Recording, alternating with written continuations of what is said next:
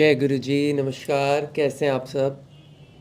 आपके भी काम बनते बनते रुक जाते हैं। मकान लेना चाहते हो, दुकान लेना चाहते हैं, या कोई घर में शादी नहीं हो पाती। ऐसे अक्सर काम होते होते अचानक से रुक जाते हैं।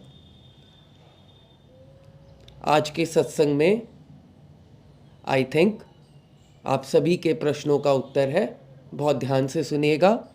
शिवानी आंटी ने सत्संग भेजा है। सत्संग के बाद बहुत ही इंटरेस्टिंग स्टोरी मैं शेयर करूंगा।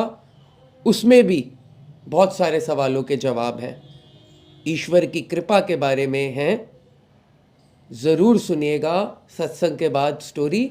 You will get lots and lots of answer today with the सत्संग एंड द स्टोरी। आइए सुनते हैं आज का सत्संग शिवानी आंटी ने। जय गुरु जी। सभी संगत को मेरा नमस्कार। ये मेरा पहला सत्संग है। थोड़ा सा डर भी लग रहा है, पर मैं वही सब शेयर करूँगी आपसे जो और जैसे जैसे गुरुजी करवाते जाएंगे।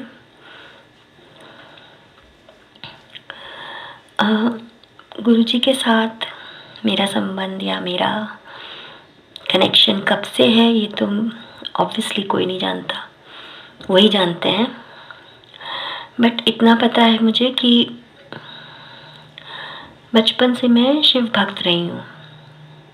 कहते हैं ना, हम लोग जब लड़कियाँ बड़ी हो रही होती हैं तो कहते हैं कि सोमवार का व्रत कर लो, अच्छा पति मिलेगा।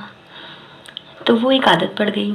सावन के सोमवार में घर में पापा मम्मी बहुत पूजा करते थे, तो व्रत, उपासना, जल चढ़ाना, रुद्राभिषेक, ये सब करती रही हमेशा से। तो एक कनेक्शन बन सा गया था शिव जी के साथ। नाम ही शिवानी है तो कहीं ना कहीं कोई कनेक्शन तो रहा ही होगा। किस जन्म से था पता नहीं। तो शिव जी की पूजा तो बचपन से करती आ रही थी। शिव चालीसा हर सोमवार को पढ़ती थी। उसके बाद जैसे जैसे बड़ी हुई, शादी हो गई, उसके बाद भी सबको हंस के कहती थी कि अब व्रत इसलिए करती हूँ कि जो पति अच्छा मिला है वो अच्छा बना रहे।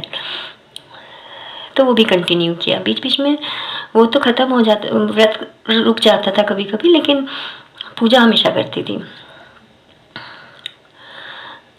ऐसा हुआ कि 2020 में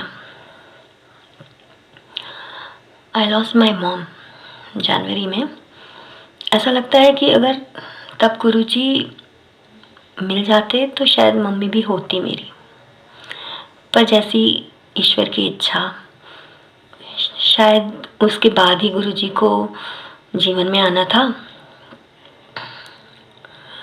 उन्होंने सबसे पहला कनेक्शन मेरे भाई का हुआ। हमारे एक एंसेस्ट्रल घर था जिसे सेल ऑफ करने के लिए बहुत साल से कोशिश चल रही थी। पापा मम्मी दोनों लगे थे, भाई लोग लगे हुए थे, पर कुछ डिस्प्यूट्स थे जिसकी वजह से वो घर बिक नहीं पा रहा था। मम्मी के जाने के बाद कुछ महीने बहुत परेशान थे सब लोग, सब चाहते थे वहाँ से निकलना, क्योंकि मम्मी की भी आखिरी इच्छा यही थी। तो एक दिन मेरे भाई किसी शॉप के इनॉग्रेशन में गए अपनी फैमिली के साथ, तो वहाँ पे कुछ उनको सत्संग सुनाई पड़ रहा था। कुछ शब्द शब्द चल रहे थे और भजन चल रहे थे। तो भाई ने पूछा ऐसे ही कि ये क्या हो रहा है। तो उन्हें उन लोगों ने बताया कि ऊपर गुरुजी का सत्संग चल रहा है, आप चाहें तो जाके प्रसाद ले सकते हैं। तो मेरे भाई चले गए और उन्होंने लंगर प्रसाद लिया वहाँ पे। तो उनका थोड़ा थोड़ा कनेक्शन बनने लगा, उन्हें कुछ विश्वास होने लगा। गुरुजी का स्वरूप ले आए और अपने घर में रख दिया। उनका स्वरूप जब हम लोगों ने देखा तो हमको याद आया कि हमने कई जगह लोगों की स्टेटस पे या फेसबुक के कवर पेज पे हमने देखा हुआ है। हाथ जोड़ लेते थे हम, पर कभी डिटेल्स में जाने की कोशिश नहीं करी, क्योंकि सच पूछिए तो एकदम से समझ नहीं आता कि कौन है, कौन गुरुजी हैं, इतना कुछ नहीं लगा था। शायद गुरुजी धीरे धीरे कनेक्ट कर रहे थे। तो भाई ने जब घर में ये स्वरूप रखा गुरुजी का, within 3 to 4 months, within 10 days in fact, 3 to 4 months तो डील ही हो गई थी। 10 दिन के अंदर हमें बायर्स भी मिल गए और स्मूथली सारा काम हो गया। तो मेरे घर वालों को विश्वास हो गया गुरुजी पर। और सच बताएं संगत जी, मेरी फैमिली में भी मुझे काफ़ी दिनों से कुछ कुछ पॉजिटिविटी दिख रही थी। ऐसा नहीं है कि कोई बहुत तकलीफ़ में हम थे, लेकिन कुछ चीज़ें सुलझ रही थी, कुछ उलझी हुई चीज़ें थी जो सुलझ रही थी हर तरह से, फाइनेंशियली, पर्सनली, रिश्तों को लेकर और घर को लेकर, सब कुछ अच्छा अच्छा होने लगा था। तब भी समझ नहीं आता ना, हम लोग तो नादान हैं, हमें नहीं समझ आता कि ये तो पता है कि भगवान की कृपा से हो रहा है, लेकिन कोइंसिडेंस तो नहीं हो सकता कि सब चीज़ें अच्छी होती चली जा रही हैं। तो जब हम लोगों ने देखा कि इतना बड़ा हमारे घर में कृपा हुई ईश्वर की और गुरुजी से कनेक्ट होने के बाद हुई, तो हम लोगों को भी थोड़ा थोड़ा विश्वास होने लगा। उसके बाद कोविड हो गया और लॉकडाउन हो गया। भाई ने कहा था, क्योंकि हम लोग नोएडा में रहते हैं, तो भाई ने मुझे और मेरी बहन को कहा था कि जाके एक बार मंदिर में दर्शन करके आना। तो हम लोग ने एक दिन प्लान बनाया, दर्शन करने चले गए, लेकिन अनफॉर्चुनेटली मंदिर बंद था। पर कहते हैं ना कि आप अगर उस दर तक आ गए, उनके द्वार तक आ गए और आपने शिवलिंग, जो कि 12 ज्योतिर्लिंगों का लिंग का संगम है, और वहाँ पे कहते हैं कि उसमें इतनी शक्ति है कि अगर आप उसके आसपास से भी गुजर गए तो भी आपको कृपा बरस जाएगी आपके ऊपर। तो अच्छा सा लगा हमें और हम पार्किंग से ही वापस लौट आए। ऐसा लगा कि क्यों बंद है, थोड़ा मन में आया वहम कि हमें अभी गुरुजी चाहते नहीं हैं कि हम उनसे जुड़े या जो भी है। पर जब हमने सुना, उनके सत्संग सुनना शुरू किया, तो पता चला कि वहाँ तक भी पहुँच जाओ तो बहुत बड़ी बात है। फिर उनके स्वरूप के लिए हमने सोचा कि अपने घर में भी हम अपना उनका स्वरूप रखें गुरुजी का। तो मेरी सिस्टर की एक सहेली है, जो बातचीत करने पे पता चला कि वो गुरुजी की बहुत बड़ी भक्त है और उनकी संगत है। तो मेरी बहन ने पूछा मुझसे कि तुम्हें चाहिए उनका स्वरूप? तो ऑनलाइन भी है, हमें पता नहीं था कि स्वरूप रुपए से नहीं लेना चाहिए, अपने आप ही आता है आपके घर। तो मेरी बहन ने जब पूछा तो मैंने कहा देखती हूँ कहाँ से मिलेगा, कैसे करेंगे, मैंने ऐसे टाल दिया। अगले दिन मेरी बहन ने बोला कि मेरी दोस्त का फ़ोन आया है, उसके पास एक बहुत बड़ा कैलेंडर है, उसमें हर पेज पे गुरुजी का बड़ा स्वरूप है, तो अगर तुम्हें चाहिए तो वो भिजवा देगी। मैंने कहा ठीक है। तो उसने बड़ा सा स्वरूप गुरुजी का कलर्ड मुझे भिजवा दिया। मैं वॉक जा रही थी और उस दिन शायद उसी दिन उस तरफ जा रही थी जहाँ पे ये सारी चीज़ें बाइंड होती हैं, फ्रेम होती हैं, सॉरी। तो मैंने वहाँ जाके फ्रेम भी करा लिया और शाम तक मेरे घर में गुरुजी का प्रवेश हो गया। अब मुझे बड़ा अच्छा लगा कि कुछ बिना किसी मेहनत के गुरुजी चाहते हैं कि हम मेरे घर आएँ, तो वो तुरंत प्रवेश किया उन्होंने। उनके सामने हम लोग हाथ जोड़ने लगे, ढोक लगाने लगे, अच्छा लगने लगा। घर का एक ना वातावरण अच्छा सा हो गया। अब घर में जब स्वरूप रखा है तो सभी का हाथ जुड़ता है, सर झुक जाता है, तो एक अच्छा सा वातावरण शुरू हो गया हमारे घर में। इसके बाद संगत जी एक छोटी छोटी चीज़ें ऐसे लगने लगी कि अच्छी हो रही हैं। और हम लोगों ने सत्संग सुनने शुरू कर दिए यूट्यूब में, और मंत्र जाप सुनना शुरू कर दिया। बहुत पॉजिटिविटी आ गई एकदम से घर में। फिर हम लोग दिवाली के लिए जयपुर आए हुए थे, अपने ससुराल आई हुई थी मैं। मेरी बहन का भी सेम ही ससुराल है, हम दोनों एक ही घर में हैं, तो हम सब आए हुए थे। और उसके पहले हमारे घर में ना सबको वायरल हुआ, मुझे, मेरी बहन को, मेरे पेरेंट्स के यहाँ, मतलब मेरे भाइयों को। तो मेरे छोटे वाले भाई, हम लोग डिस्कस करते थे तो ये होता था भाई खांसी है, ज़ुकाम है, कोरोना तो है नहीं अब, ये 2022 की बात है। तो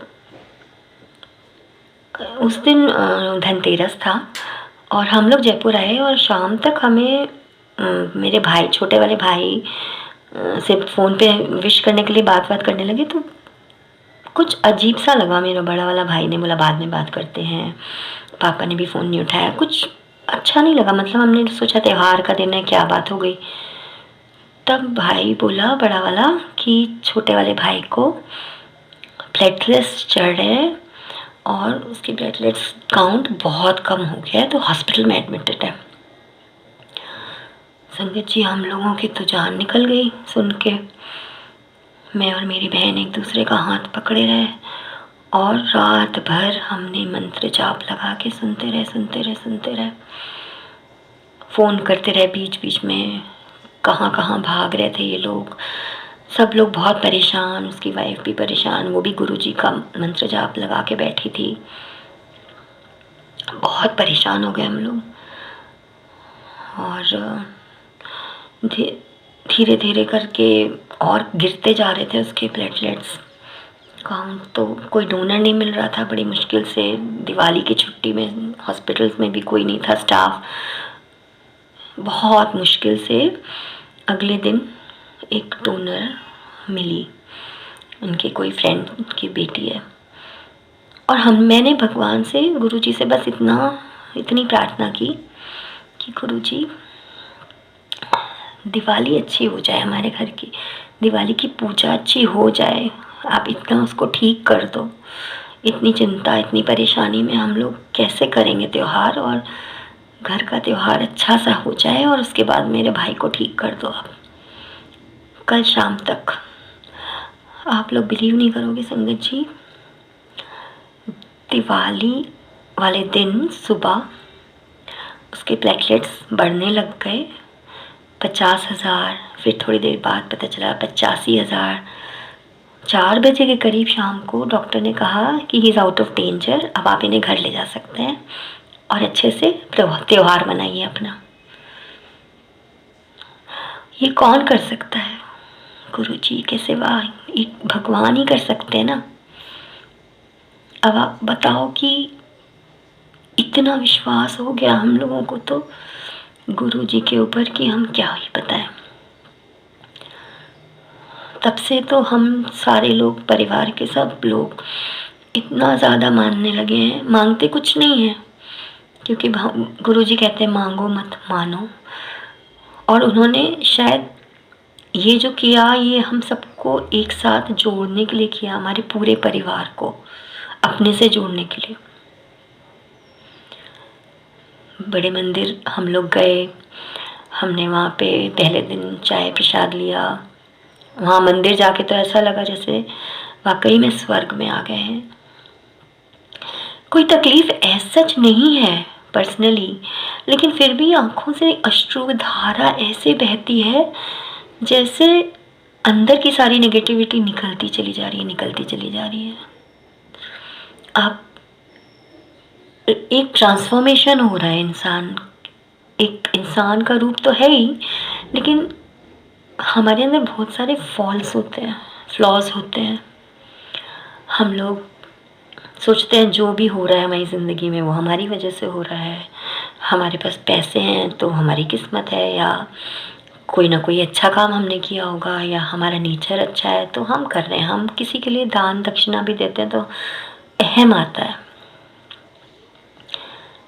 गुरुजी के शरण में आने के बाद से इतना बदलाव मैं देख रही हूँ अपने अंदर कि खुद खुद से ऐसा लगने लगा है कि हम क्या थे और क्या हो गए। अभी मैं संगीत सत्संग सुनती हूँ तो ऐसा लगता है ना कि वीडियोस भी देखते हैं संगत के। आप देखिए गुरुजी की संगत के चेहरे पे कितना तेज है, कितना ग्लो है, कितनी चमक है, कितनी पॉजिटिविटी है। क्योंकि गुरुजी तो सबको एकदम से बदल रहे हैं। किसी चीज़ की ज़रूरत ही नहीं है, अगर आप गुरुजी की शरण में आ गए या उनकी संगत हो गए तो आपके अंदर जितना चेंज आएगा वो देखने लायक है। क्योंकि सारी नेगेटिविटी तो निकल गई, चाहे वो आंसुओं की धार से निकली हो, चाहे वो खुद के रियलाइजेशन से निकली हो। आपके चेहरे पे चमक आ गई क्योंकि जलन, कुढ़न, ईर्ष्या, द्वेष, गुस्सा, नाराज़गी, फ्राउनिंग, सब कुछ तो ख़त्म हो गया। आप तो एकदम पॉजिटिव हो गए, आपने दूसरों के लिए अच्छा सोचना शुरू कर दिया। तो ये कौन कर रहा है आपके अंदर? कभी आप नोटिस कीजिए, गुरुजी की जो भी संगत है उनके चेहरे पे अलग तेज है। सब कितने भले लगते हैं। यही एक परिवार जुड़ता चला जा रहा है एक दूसरे से। गुरुजी कहते थे ना जब वो चोले में थे कि एक समय आएगा जब हजारों की, लाखों की लाइनें लगेंगी और मैं कहीं नहीं गया, मैं कहीं नहीं जाऊंगा, मैं हमेशा यहीं रहूँगा। छोटी छोटी चीज़ों में गुरुजी अपनी प्रेजेंस फील कराते हैं। मेरे घर में ना एक पेट है, डॉग, छोटा सा 10 साल का, प्यारा सा। वो थोड़ा थोड़ा बीमार रहने लगा। जो लोग डॉग लवर्स हैं या पेट लवर्स हैं ना, वो इस चीज़ से कनेक्ट कर सकते हैं, इस छोटे से सत्संग से कनेक्ट कर सकते हैं। कुछ दिन पहले उसको कुछ तकलीफ़ हुई और उसके पेट में एक गांठ सी हो गई जिसमें पस आ गया। हमने उसको हॉस्पिटल जाके निकलवाया, सब किया और थोड़ा थोड़ा ठीक होने लग गया था। तो एक दिन उसको इतना दर्द हो रहा था कि वो बेचारा खड़ा रहा, बैठ नहीं पा रहा था वो। क्योंकि बैठेगा तो पेट ज़मीन पे लगता है या किसी भी चीज़ पे लगता है, तो वो नहीं बैठ पा रहा था। खड़ा हुआ ही रात भर खड़ा रहा और आँख बंद करके, उसको नींद भी आ रही होगी तो खड़े खड़े सो रहा था। रात के 2 बज गए। मैंने कोशिश भी करी कि, और बिस्तर के नीचे घुस गया था क्योंकि उसको दर्द होता था, हम लोग छूते थे तो। मैंने कोशिश की कि वो बाहर निकल आए, लेकिन नहीं निकलता था वो। और थोड़ा सा गुस्सा होने लगा, कहीं काट ना ले, मुझे ये डर लग रहा था। तो मैंने, समझ नहीं आ रहा था मुझे क्या करूं, तो मैंने मंत्र जाप लगा दिया अपने फ़ोन पे और साइड की चेयर पे रख दिया, स्पीकर पे थोड़ा तेज़ लगा के। और बस मन में एकदम से गुरुजी ने ही ख्याल दिलाया कि जब तक ये मंत्र जाप ख़त्म होगा तब तक वो थोड़ा सा राहत में आ जाएगा, उसको थोड़ी सी राहत होगी और वो आके सो जाएगा। ये रात के 2:30 बजे मंत्र चलने लगा और जब एंड में थोड़ा तेज़ी से बजता है ना, ओम नमः शिवाय, शिव जी सदा सहाय, थोड़ा तेज़ी से एंड में बजने लगता है, फिनिशिंग की तरफ जब जाता है। जैसे ही वो थोड़ा तेज़ हुआ, ये बाहर निकला और मेरे फ़ोन की तरफ देख के इसका थोड़ा थोड़ा शिवरिंग, मतलब सर ना हिलने सा लगा, जैसे वो उसके अंदर कुछ वाइब्रेशंस हो रहे हैं। और जैसे ही मंत्र ख़त्म हुआ जाप, मैंने उसे अपने पास बुलाया, वो मेरी गोद में आया और मेरे बिस्तर में आके आराम से सो गया और दूसरे दिन सुबह उठ के बिल्कुल ठीक। अब ये चमत्कार नहीं है तो क्या है संगत जी? जय गुरु जी।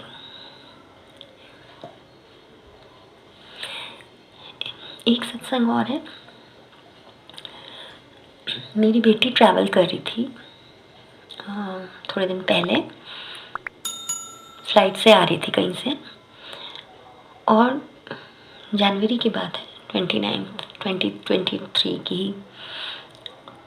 और उस दिन ना बहुत बारिश हो रही थी और बहुत हवाएं चल रही थी तेज़ी से, और उसको लैंड करना था दिल्ली में, तो डर लगता है, टर्बुलेंस बहुत होती है, उसकी फ़्लाइट डिले भी हो रही थी, और मैं परेशान क्योंकि दिल्ली में बहुत बारिश और बहुत तेज़ हवाएं चल रही थी, तो मैं घबरा रही थी।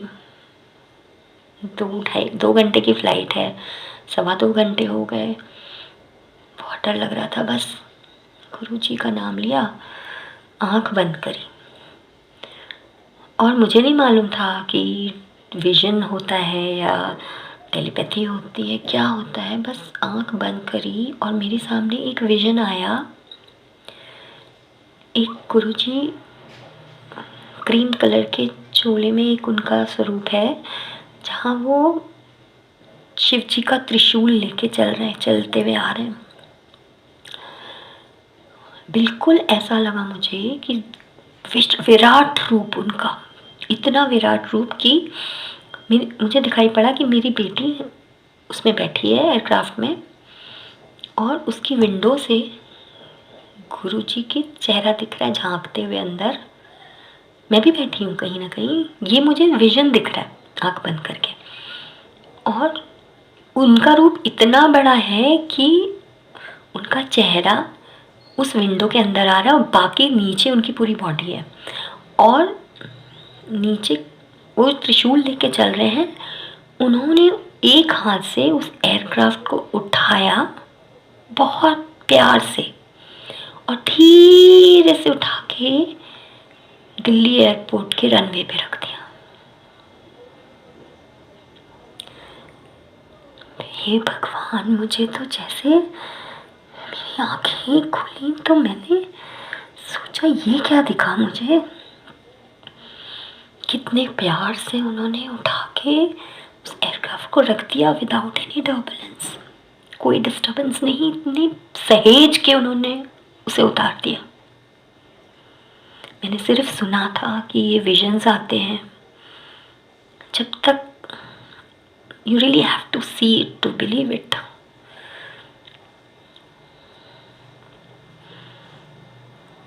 मतलब बहुत छोटी चीज़ है सुनो तो, लेकिन जब एक माँ के ऊपर वो बीत रही थी, इतनी बड़ी चीज़ लगी। फिर मुझे जैसे ही उन्होंने रखा वैसे ही मेरी बेटी का मैसेज आया, लैंडेड, तुरंत। ये चमत्कार नहीं है तो क्या है।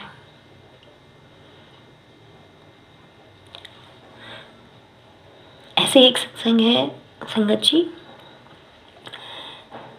जब आप गुरुजी से जुड़ते हो ना, तो हमेशा ऐसा होता है कि आपको लगता है कि आपसे कहीं कोई गलती तो नहीं हो रही है, आप किसी को ज़ोर से कुछ बोल तो नहीं रहे हो, किसी को डांट ना दो, क्योंकि आपको हमेशा 24 घंटा ये लगता रहता है, हर पल ये लगता रहता है कि आपको गुरुजी देख रहे हैं और आप उनकी संगत हो।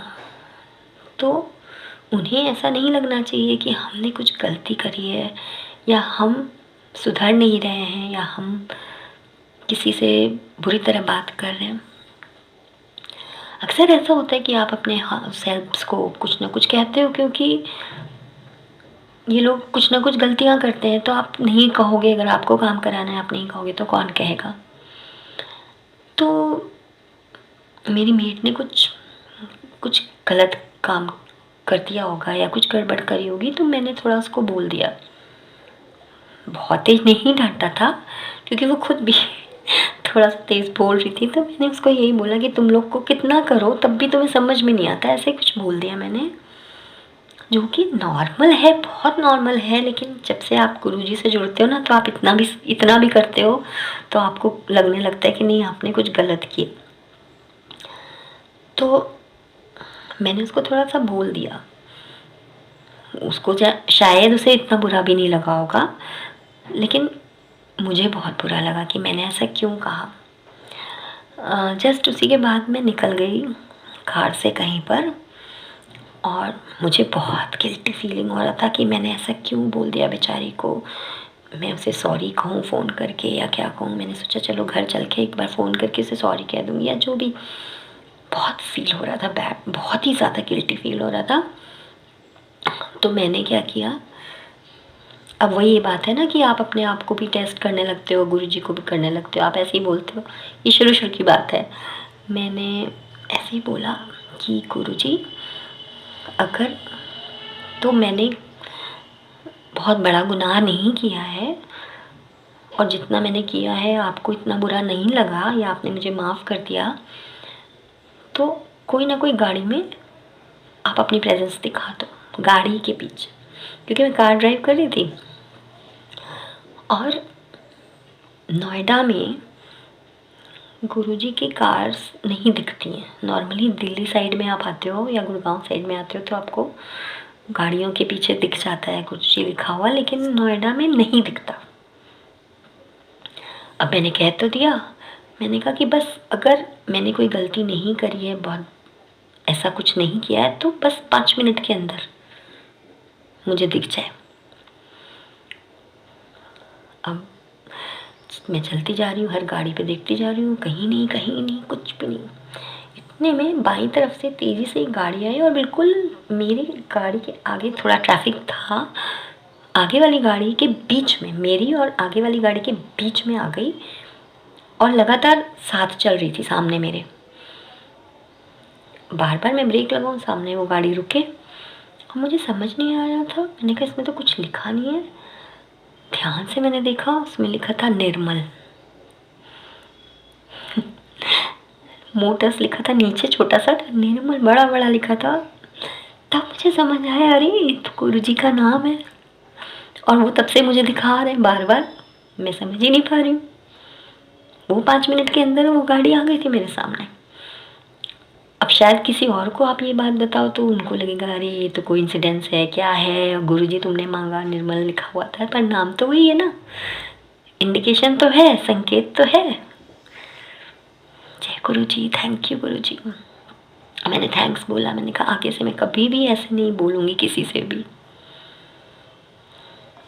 दान दक्षिणा देने की तो देखिए हम लोगों को बचपन से आदत है, पर कहते हैं ना कि अगर आपके पास ज़्यादा है तो आप मदद करो दूसरों की।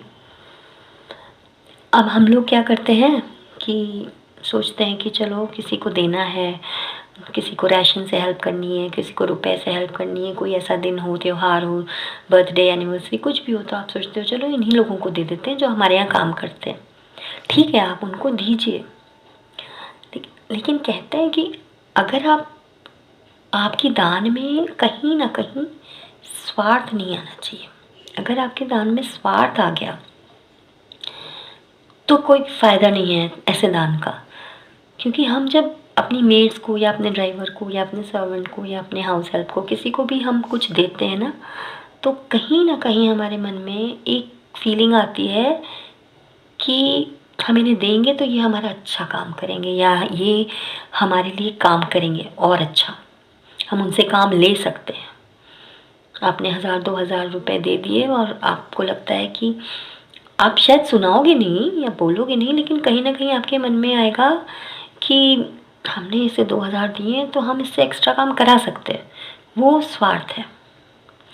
इसलिए कहा जाता है कि जब आप दान दीजिए तो ऐसे इंसान को दो जिससे आपका कोई वास्ता नहीं है और दोबारा कोई वास्ता पड़ेगा भी नहीं। किसी चलते फिरते रिक्शे वाले को दे दीजिए या किसी को भी दे दीजिए जिससे आपको रिटर्न में कुछ नहीं चाहिए।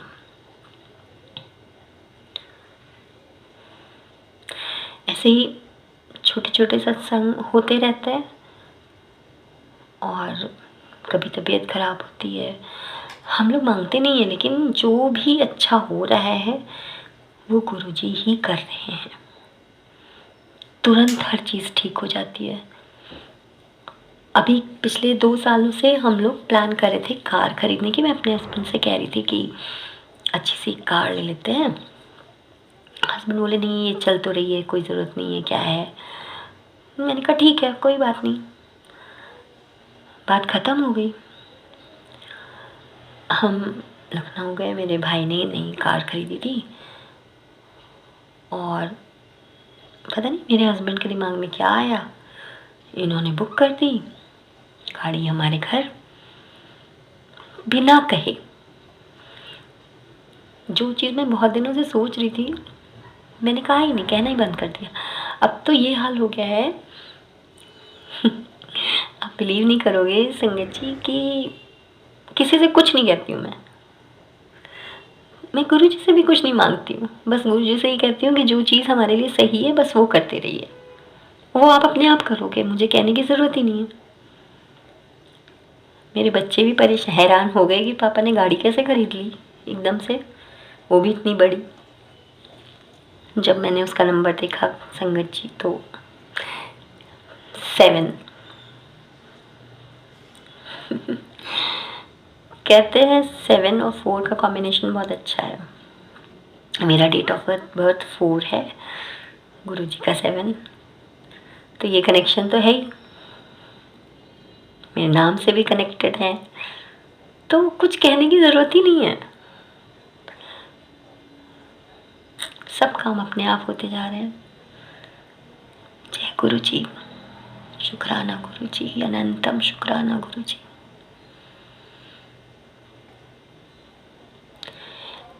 मेरा नेचर कुछ ऐसा है कि बहुत जल्दी परेशान होने का।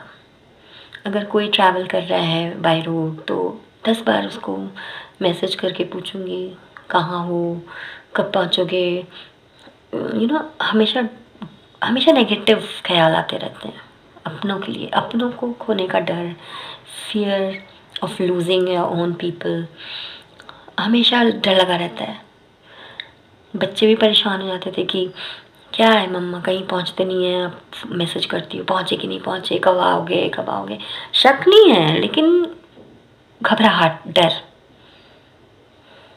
जब से गुरु जी से कनेक्ट हुए हैं तब से तो मन में आती है बात कि मैसेज करूं कहाँ पहुंचे, उससे पहले ही मैसेज आ जाता है बच्चों का कि रीच्ड। ख्याल ही आता है बस कि लोग, शायद सारे मेरे जानने वाले जितने मेरे अपने परिवार के लोग हैं वो भी अब सोचते होंगे कि इनको क्या हो गया, अब ये इतना तंग नहीं करती फ़ोन कर करके या पूछ के या मैसेज कर करके कि कहाँ हो कहाँ हो कहाँ हो, कब पहुँचोगे। लोग मेरे टेम्परामेंट जानते हैं इसलिए पहले ही कर देते थे कि भाई तुम परेशान मत होना, या कई बार बताते ही नहीं थे कि हम निकले हैं, जब पहुँच जाएंगे तब बता देंगे क्योंकि दीदी जी तो परेशान होएगी हमारी। अब तो इतनी पॉजिटिविटी गुरुजी ने भर दी है, इतनी पॉजिटिविटी भर दी है कि पहले ये डर लगा रहता था, छोटी सी चीज़ होती थी ऐसा लगता था कोई बहुत बड़ी बीमारी तो नहीं है अंदर। हर छोटी चीज़ को बड़ा बनाने का एक आदत, एक्सट्रीम सोचने का कि हल्का सा दर्द हुआ तो कहीं कैंसर ही ना हो।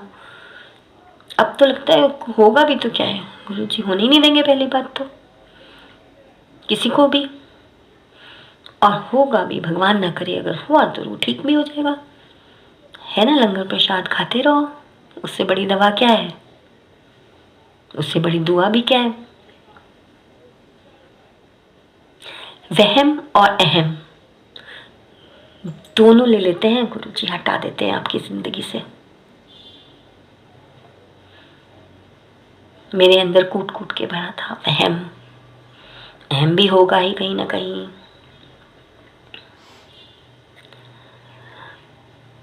मैं कई साल मैंने एज ए लिरिक राइटर काम किया है, बॉम्बे में थी मैं, और मुंबई छूटने के बाद सब छूट गया था। ऑल ऑफ अ सडन अभी 2 साल पहले मेरे म्यूज़िक डायरेक्टर का कॉल आता है और वो मुझसे कहते हैं कि हमारे पास कुछ भजन लिखने के कॉन्ट्रैक्ट्स आए हैं, आप भजन लिखिए। मैं यहाँ पे बैठी हूँ मुंबई, जिनमें मेरे म्यूज़िक डायरेक्टर जिनसे मेरा कनेक्शन छूट गया था ऑलमोस्ट 2011-12 से, जब से मैंने मुंबई छोड़ा कोई कनेक्शन नहीं था। एकदम से उनका कॉल आता है कि आप हमारे लिए काम करिए, लिखिए और भजन लिखिए, शिव जी के भजन लिखिए, हनुमान जी के, सब सारे भगवान के भजन लिखिए। और संगत जी, मैं इतने भजन लिख रही हूँ, इतना, ये गुरुजी ने या शिव जी ने, जिसने भी, ऑब्वियसली गुरुजी शिव जी ही हैं, उन्होंने मुझे इस तरफ लगा दिया जहाँ मैं भजन भी लिख रही हूँ। भगवान, दिन भर यही सोचती रहती हूँ क्या लिखूँ, तो पूरा दिन मैं भगवान का ही नाम लेती हूँ,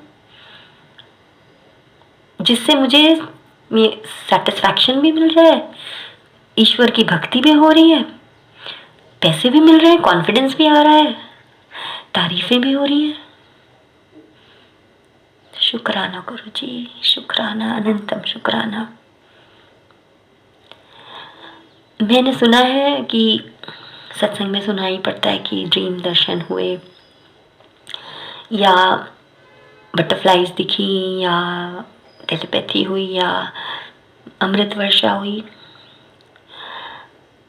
शायद मैं अभी इस लायक नहीं हूँ कि मुझे ये सब सुख मिले या इन चीज़ों का आभास हो, पर मुझे आभास होता है, मुझे टेलीपैथी होती है, मुझे विजन्स आते हैं, मुझे गुरुजी 24 घंटा मेरी ज़िंदगी में कुछ ना कुछ अच्छा करते हैं, उनका नाम निकलता है, शुक्राना निकलता है, बस बहुत है।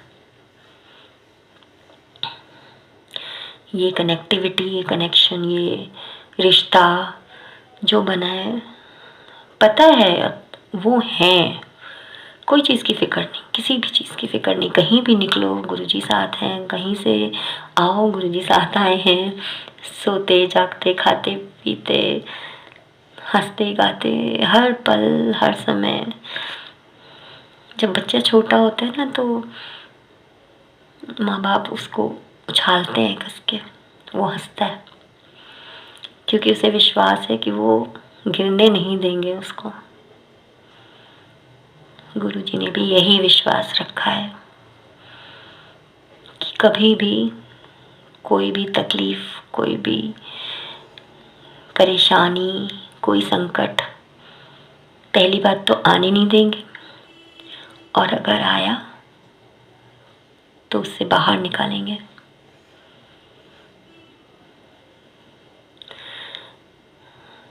इसी के साथ मैं अपना सत्संग यहाँ पे समाप्त करती। कोई गलती, कोई भी किसी को दुख पहुँचा हो या कोई मेरी तरफ से गलती हो तो संगत जी मुझे माफ़ कर दीजिए, गुरुजी मुझे माफ़ कर दीजिए।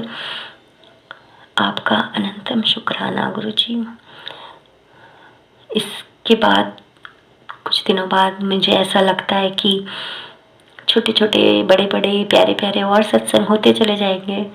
अभी तो ये शुरुआत है, ऐसे ही सत्संग होते चले जाएंगे और मैं आप लोगों से शेयर करती चली जाऊंगी। जय गुरुजी, शुक्राना गुरुजी, अनंतम शुक्राना गुरुजी। जय Guru ji. Thank you aunty, thank you Shivani जी।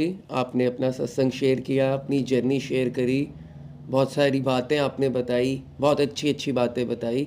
मैं कुछ एक दो चीज़ें ऐड करना चाहता हूँ। एक तो आंटी ने जैसे बोला कि जब हम हल्का सा भी कुछ गलत करते हैं, मतलब गुरुजी से कनेक्शन फील करने का, पता करने का ये बहुत अच्छा तरीका है। ये मैंने भी महसूस किया है कि अगर हम कोई अपने डोमेस्टिक स्टाफ से थोड़ा सा भी अगर ऊपर नीचे कुछ बोल देते हैं तो तुरंत उसके बाद हमें बहुत ज़्यादा सेल्फ गिल्टी का रियलाइजेशन होता है, चाहे हमने थोड़ा सा ही बोला हो, क्योंकि हमारी आदतें ऐसी हैं, पहले से आदतें पड़ी हुई हैं। कई बार कुछ निकल जाता है और निकलने के तुरंत बाद या थोड़ी देर बाद ऐसा एहसास होगा कि हमने कुछ गलत किया है, ऐसा फीलिंग आएगी।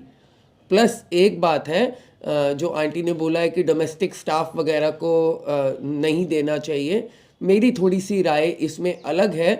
बस मैं इतना कहना चाहता हूँ, बात आंटी की भी ठीक लगी मुझे कि थोड़ा सा हमारे अंदर ये बात आती है कि हम थोड़ा सा काम ले लेंगे या ये और अच्छा काम करेंगे। लेकिन अगर दूसरे नज़रिए से देखें, या तो हम डोमेस्टिक स्टाफ को पूरी तरह से खुश रखें, उनका घर हम पूरी तरह से भर के रखें, तब तो आंटी की बात बिल्कुल ठीक है।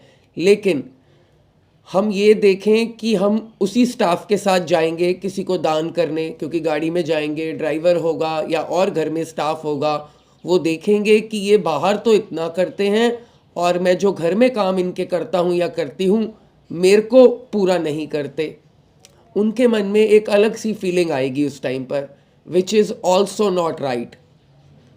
मुस्लिम धर्म में एक बात है कि पहले अपना घर देखो, फिर अपने रिश्तेदारों का देखो, फिर अपने घर के 10 घर इधर देखो, 10 घर इधर देखो, कोई भूखा ना सोए। मतलब अच्छी बात है ये।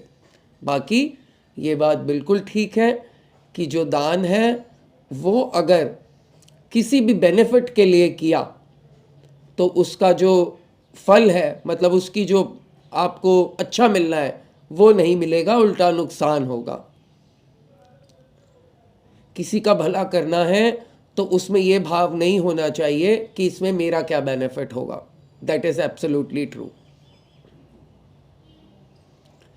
एक बात मैं और बताना चाहता हूँ, क्योंकि ऐसा ना हो कि जो अभी अभी हाल फिलहाल संगत जुड़ रहे हैं वो ऐसा सोचें कि गुरुजी से जुड़ जाएंगे तो रातों रात जादू हो जाएगा हमारे जीवन में, हमारी ज़िंदगी ऐसे पलटेगी कि दुनिया देखती रह जाएगी।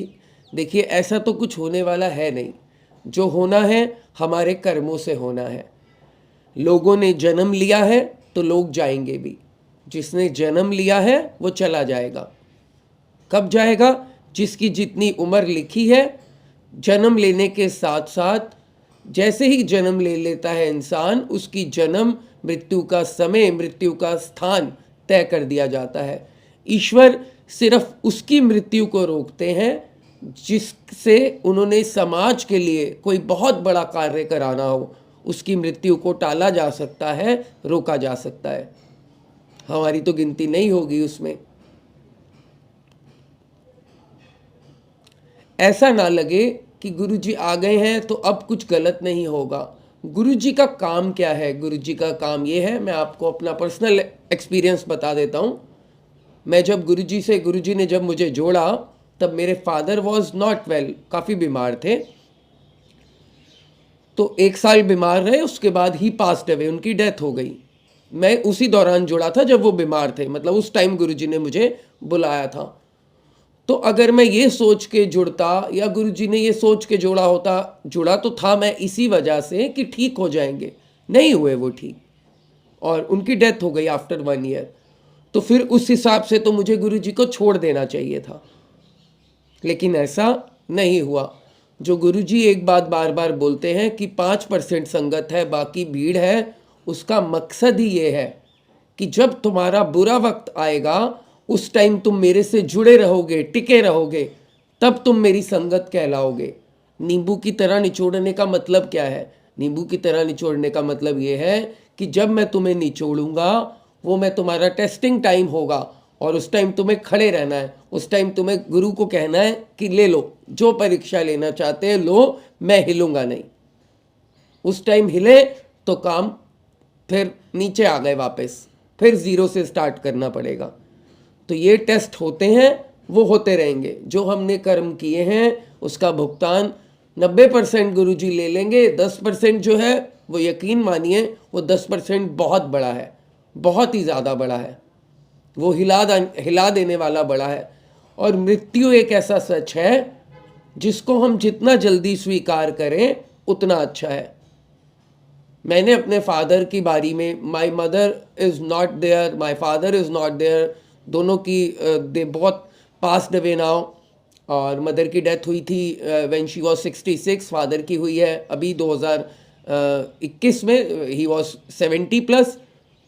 तो पूरा मैंने ज़ोर लगाया, पूरी ताकत लगाई, और भगवान ने मुझे पल पल में दिखाया कि भाई मेरी ताकत, सब कुछ लगाया, पैसा, doctors, best machines, everything, I have put all the efforts.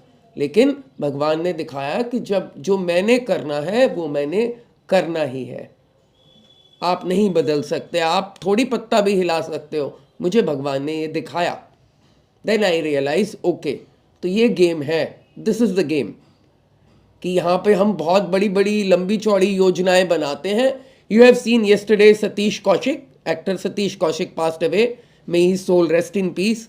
तो देखिए आप, एक दिन पहले उनकी होली की तस्वीरें हैं, अभी 8 तारीख को होली की तस्वीरें आई थी ऑन ट्विटर आई सॉ, और 9 तारीख को ही पास्ड अवे, 8 तारीख को रात को ही या 9 तारीख को अर्ली इन द मॉर्निंग। तो यू नेवर नो, जो डेथ है, एक ही चीज़ है जीवन में जो 100% होनी है, that is death. Siddharth Shukla को आपने देखा, Satish Kaushik, few days back Sushmita Sen को हार्ट अटैक आया। तो हम कुछ नहीं कर सकते इन चीज़ों का। क्या हम कर सकते हैं? अपने कर्म को सही रख सकते हैं, किसी की निंदा नहीं करेंगे, कर्म अच्छे रखेंगे, ईश्वर की भक्ति करेंगे जिसको मानते हैं। गुरुजी कहते हैं जिसको भी तुम मानते हो उसको ही मानते रहो, मैं उसी में तुम्हारा विश्वास पक्का कर दूंगा। भक्त का विश्वास तब हिलता है जब वक्त थोड़ा सा बुरा आता है। सही समय में मानने वाले तो हजारों लाखों करोड़ों लोग होते हैं, जब सही समय चल रहा है तब तो लाखों कोई भी मान लेगा। लेकिन मानने का मेन मकसद जो है, जो चैलेंज है, वो तब है जब समय सही ना हो, समय हमारे खिलाफ हो और हम ईश्वर की भक्ति बढ़ा दें।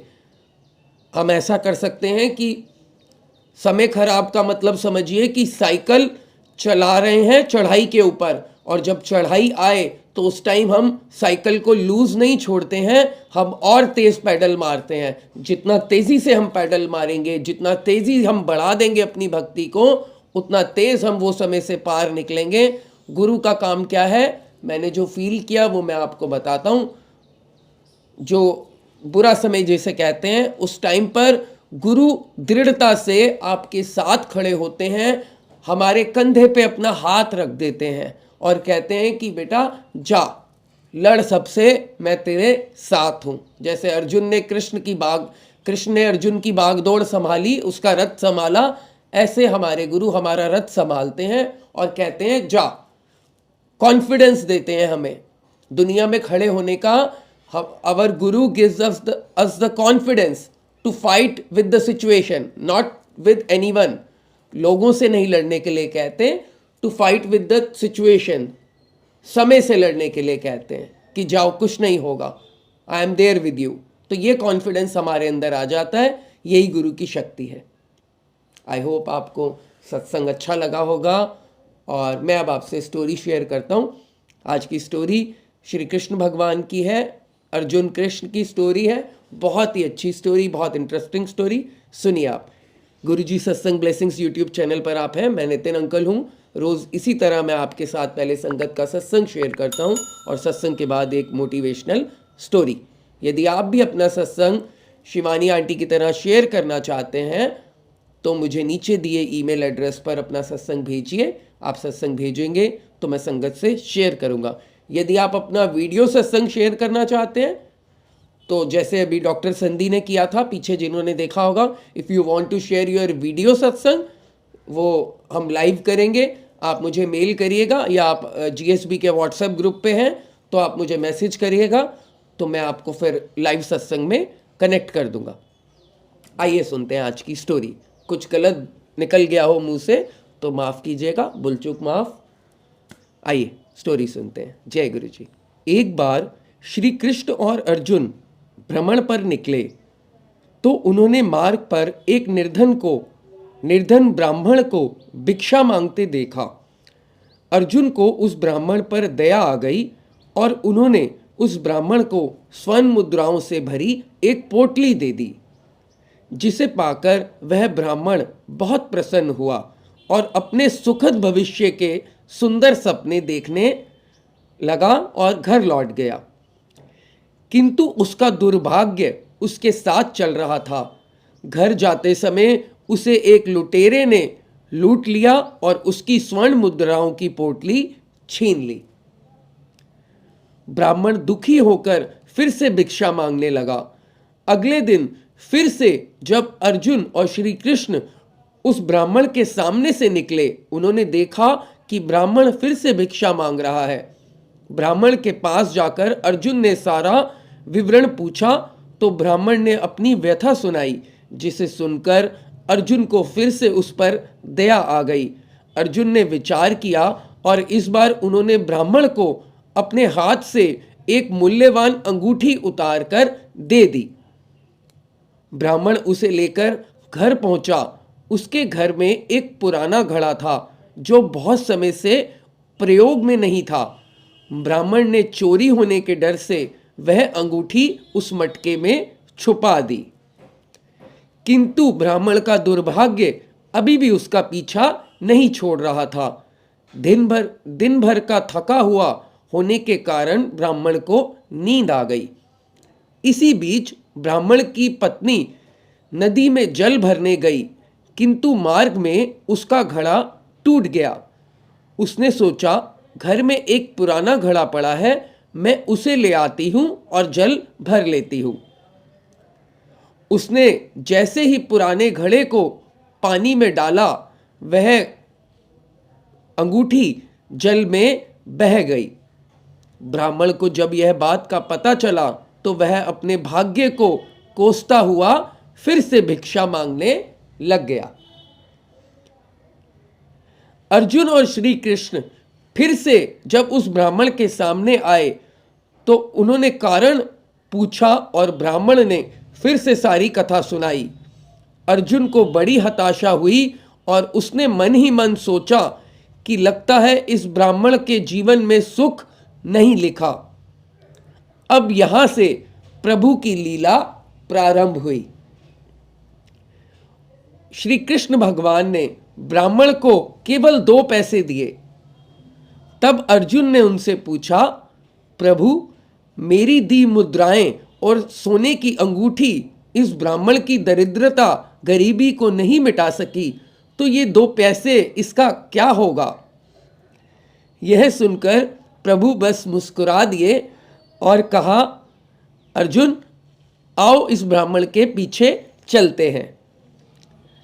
रास्ते में ब्राह्मण सोचता हुआ जा रहा था कि श्री कृष्ण ने केवल 2 पैसे दिए हैं, इन 2 पैसों से व्यक्ति भोजन तक नहीं कर सकता। प्रभु ने इतना तुच्छ दान क्यों दिया? क्या जाने प्रभु की क्या लीला है। ऐसे विचार करता हुआ वह ब्राह्मण चला जा रहा था। उसकी दृष्टि एक मछुआरे पर पड़ी। उसने देखा कि मछुआरे के जाल में एक मछली फंसी हुई है और वह छूटने के लिए तड़प रही है। ब्राह्मण को उस मछली पर दया आ गई। उसने सोचा, इन 2 पैसों से मेरे पेट की आग तो नहीं बुझेगी, क्यों ना इस मछली के प्राण बचा लिए जाएं। यह सोचकर उसने 2 पैसे में उस मछली का सौदा कर लिया और मछली को अपने कमंडल में डाल लिया। कमंडल में जल भरा और मछली को नदी में छोड़ने चला गया। जब ब्राह्मण ने मछली को नदी में डाला तो मछली ने नदी से बाहर निकलकर वही स्वर्ण अंगूठी ब्राह्मण के सामने प्रस्तुत कर दी, जिसे ब्राह्मण की पत्नी नदी में गवा आई थी। ब्राह्मण प्रसन्नता के मारे चिल्लाने लगा, मिल गया, मिल गया, मिल गया। तभी भाग्यवश वह लुटेरा वहां से गुजर रहा था जिसने ब्राह्मण की सोने की मुद्राओं की पोटली लूटी थी। उसने ब्राह्मण को चिल्लाते हुए सुना, मिल गया, मिल गया, तो लुटेरा डर के मारे भयभीत हो गया। उसने सोचा कि ब्राह्मण उसे पहचान गया है और इसलिए चिल्ला रहा है, मिल गया, मिल गया। अब यह ब्राह्मण जाकर राज दरबार में उसकी शिकायत करेगा, जिससे उसे पकड़ लिया जाएगा। इस बात से डरकर वह ब्राह्मण से रोते हुए क्षमा मांगने लगा और उसने ब्राह्मण की लूटी हुई सारी मुद्राएं उसे वापस कर दी। यह देख अर्जुन प्रभु श्री कृष्ण के आगे नतमस्तक हुए बिना नहीं रह सके। अर्जुन बोले, प्रभु, ये कैसी लीला है? जो कार्य एक थैली स्वर्ण भरी मुद्राएं और मेरी मूल्यवान अंगूठी नहीं कर पाई, वह कार्य आपके 2 पैसे ने कर दिखाया। जय गुरु जी। भगवान श्री कृष्ण बोले, अर्जुन, यह अपनी सोच का अंतर है। जब तुमने उस निर्धन को थैली भर स्वर्ण मुद्राएं और मूल्यवान अंगूठी दी, तब उसने मात्र केवल अपने सुख के बारे में सोचा, किंतु जब मैंने उसको 2 पैसे दिए तब उसने दूसरे के दुख के बारे में सोचा। इसलिए हे अर्जुन, सत्य तो यह है, जब आप दूसरों के दुख के बारे में सोचते हैं, जब आप दूसरों का भला कर रहे होते हैं, तब आप ईश्वर का कार्य कर रहे होते हैं। जब आप ईश्वर का कार्य करेंगे तो ईश्वर आपका कार्य करेंगे। जय गुरु जी। जय श्री कृष्ण, जय श्री कृष्ण, जय श्री कृष्ण। आई होप आपको आज का सत्संग, आज की स्टोरी पसंद आई होगी। कोई गलती हो गई हो, कोई त्रुटि हो गई हो तो माफ कीजिएगा। बहुत जल्द मैं आपसे मिलूंगा एक नई स्टोरी, नए सत्संग के साथ। If you want to follow me, you can follow me on my Instagram @nitinuncle_delhi। मेरा इंस्टाग्राम का जो लिंक है वो डिस्क्रिप्शन में है, आप मुझे फॉलो कर सकते हैं। गुरुजी सत्संग ब्लेसिंग्स का भी पेज है इंस्टाग्राम पर, उसका भी लिंक है नीचे डिस्क्रिप्शन में। एक बार डिस्क्रिप्शन जरूर देखिएगा। बहुत जल्द मैं मिलूंगा। अपना ख्याल रखिए, अपने परिवार का ख्याल रखिए, अपने आसपास के जीव जंतुओं, पशु पक्षियों का भी ख्याल रखिए। और गर्मी आ रही है, अब अपने छत पर, बालकनी में दाना डालिए और जल की व्यवस्था कीजिए, जिससे जो पंछी हैं उनको जल मिल पाए, और दाना भी रखिए जिससे उनको भोजन मिल पाए। Thank you very much for staying with me. Stay bless. Thank you. जय गुरु जी। Bye bye.